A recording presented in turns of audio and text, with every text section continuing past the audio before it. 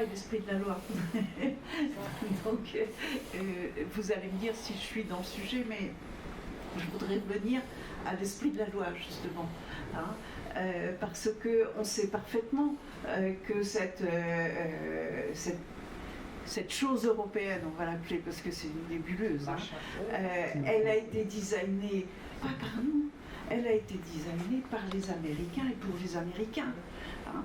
Et tant qu'elle restera ce qu'elle est, c'est une confusion totale. Je ne vais pas vous raconter ma vie, mais à un moment donné, on m'a demandé d'aller suivre des cours pour comprendre comment marche la boutique. Le prof qui nous a donné des cours, c'était 4 jours à plein temps, et il disait je parle vite parce que j'ai beaucoup de choses à vous dire. Et puis à la fin, il nous a dit vous avez bien compris que le système est fait pour pas marcher. Et c'est ce que vous êtes en train de dire, voilà. Donc aujourd'hui, il faut se reposer tout un ensemble de choses, et c'est une très bonne chose, et c'est une opportunité face à 2 grands géants qui se battent au-dessus de notre tête avec des problématiques du XXe siècle, parce que nous, il faut que nous construisions l'Europe dont nous avons besoin du XXIe siècle. Et la spécificité de l'Europe, et je vais reprendre les propos un peu agacé de madame tout à l'heure, hein, la spécificité de l'Europe, c'est sa diversité. Et la diversité, c'est la source de la créativité et en même temps de la stabilité.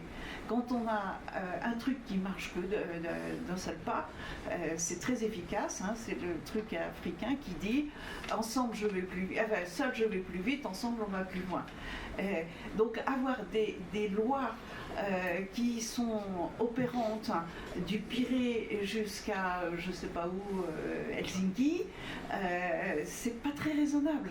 Par contre, il faut que le système soit ce qu'on appelle fractal, je ne sais pas si le terme vous parle, hein, avec des niveaux, et il y a des niveaux où ici il faut que local ce soit efficace, mais à l'étage du dessus, il faut que ce soit interopérant avec l'étage du dessus. Donc c'est ça que nous avons à construire. Nous avons à construire un droit qui va tenir compte de ce qu'est le XXIe siècle. Le XXIe siècle, il est totalement numérique, avec de l'intelligence artificielle. Donc la logique du droit romain et la logique du droit anglo-saxon qui se font concurrence, mais qui au bout du bout ne sont satisfaisantes ni l'une ni l'autre, il faut arriver à tirer les enseignements de ces 2 expériences pour faire la version qui devrait donner des satisfactions au XXIe siècle, et ainsi de suite. Enfin voilà, donc je ne sais pas si j'ai débordé du sujet, mais je ressentais le besoin de vous partager ça avec vous. Merci.